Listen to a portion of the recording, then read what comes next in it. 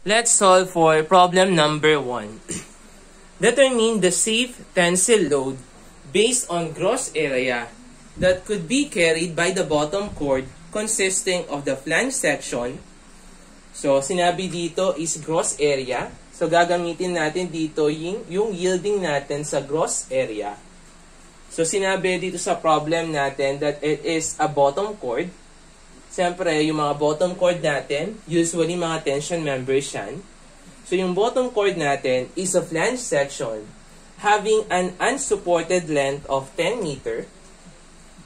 So, yung 10 meter na to, gagamitin natin siya later to check for the slenderness ratio, which is connected by 20 mm diameter of rivets, 2 rivets in each flange. So, for this one, so, meron daw tayong 2 rivets sa kada flange. So, isang rivet, pangalawang rivet. So, sa isang flange, sa susunod, isang rivet, pangalawang rivet. Use AISC specification. And dito sa problem natin, meron na tayong given na reduction coefficient which has a value of 0.85. And also, ito yung mga properties natin. The area is 11,000. The thickness ng flange natin is equal to 16.3.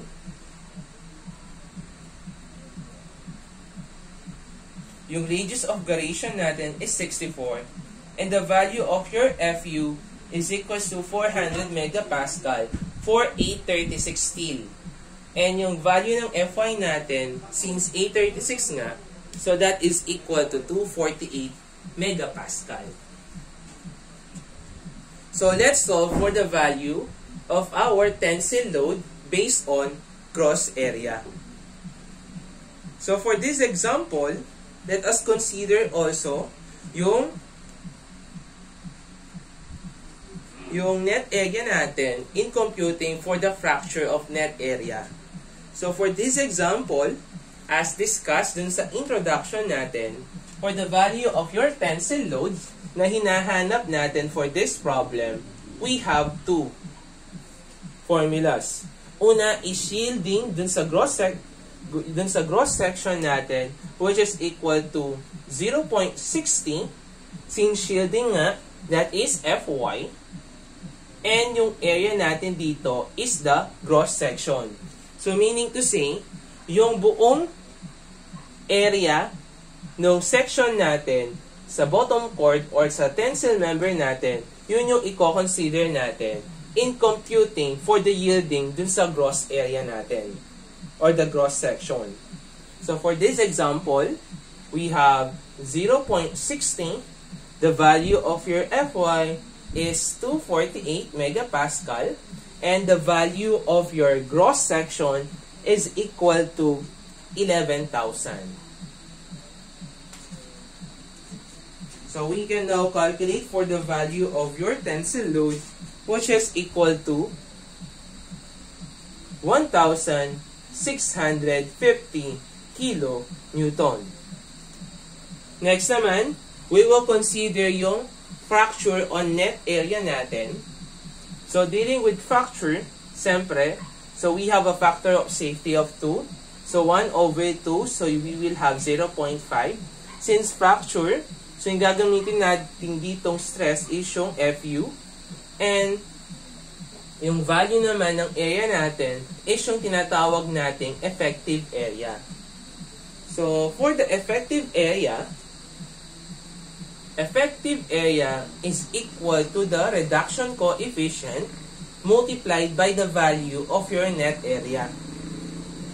So, for this formula, yung value ng net area naman natin is the value of your gross area minus the area of holes. So, yung area ng mga binutas natin. So, for this one, siyempre, bago natin mapag-connect yung mga tension members natin, kailangan tayong mag-insert dyan ng mga rivets or bolted connection.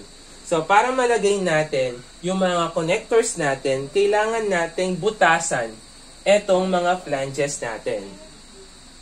So, etong naka-red na to, eto yung mga tinatawag nating mga holes. So, under sa code provision natin, so we have a given diameter of both, which is equal to 20 mm. So, yun yung diameter ng rivet natin. So, yung kailangan natin dito is yung area ng hose natin. So, for this one, hanapin natin yung value ng area na nabawas sa cross-section natin. So, according sa provision natin, for the diameter of hole, since sinabi dito na diameter of rivet, which is equal to 20 mm, so for the diameter of our hole, so diameter of rivet plus 3 point diameter of rivet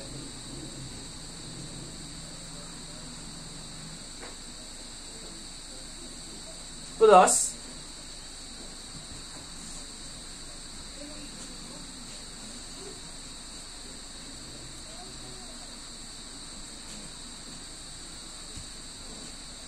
plus 3. Ayan. So, usually, 3.2 yung ginagamit natin under the code provision. So, for this example, no, para maging sakto lang naman, so, 22, so, lagay na lang natin na tigo 1.5 yung allowance natin. So, gawin na lang natin siyang 3.0. But, under dun sa, dun sa code natin, that must be equal siya sa 3.2. So, for this example, gamitin natin yung 3.2. So, diameter ng rivet natin, that is equal to 20 plus 3.2. So, you will have a value of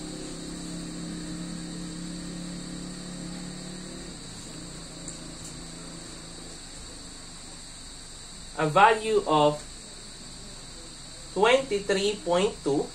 So, gawin na lang natin siyang 23 para hindi mahirapan yung mga nagbubutas ng rivet natin, ng mga connectors natin. Kasi mahirap natansyahin yung 0.2. Baka magkamali pa yung mga magbubutas ng flange natin. So, let's say na yung diameter of hole natin is 23 mm. So, under code provision naman, no, kapag sinabi naman na nominal diameter of rivet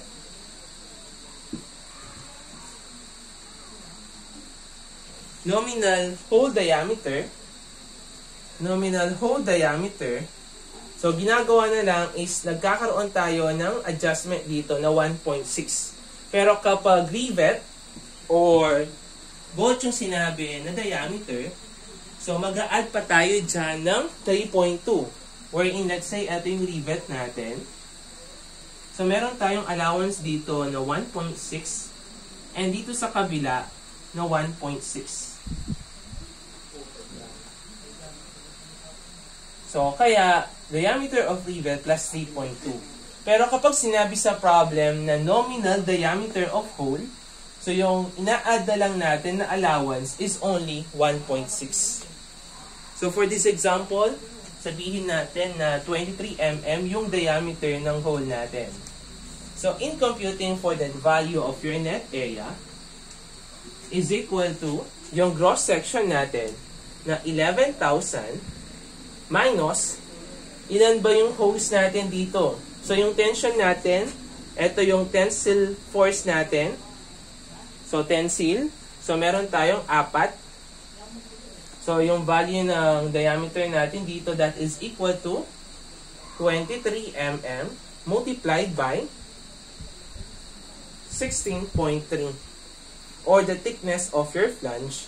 So, yung value ng net area natin is equal to 9,500.4 mm squared. And for the value of your AE na gagamitin natin sa formula natin, that is CT. So we have 0.85 multiplied sa nakuha natin na value ng net area na 9,500.4. So the value of your AE is now equal to 8,075.34 mm squared.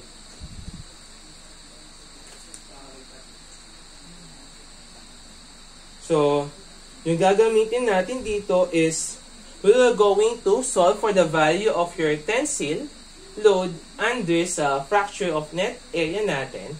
So, that will become 0.5 of FU multiplied by AE. So, the value of your tensile load is equal to 1,615.068 kilonewton.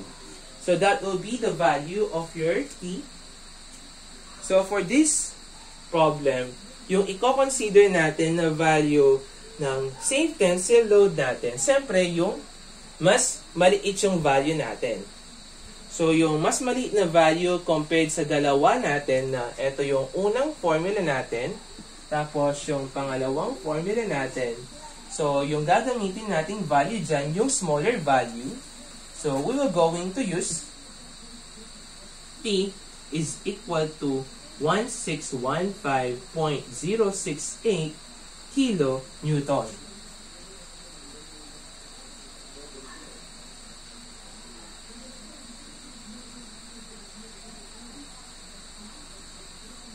So, next naman is we will going to calculate naman yung slenderness ratio niya, which is equal to L over R. So, the value of your unsupported length, that is equal to 10,000 mm all over your radius of gyration na 64 mm. So, the value of your slenderness ratio is equal to 156.25. So, etong ratio natin na yan, that must be less than, dapat siya sa 214. Since yung member natin is a main member, tapos tension member pa siya.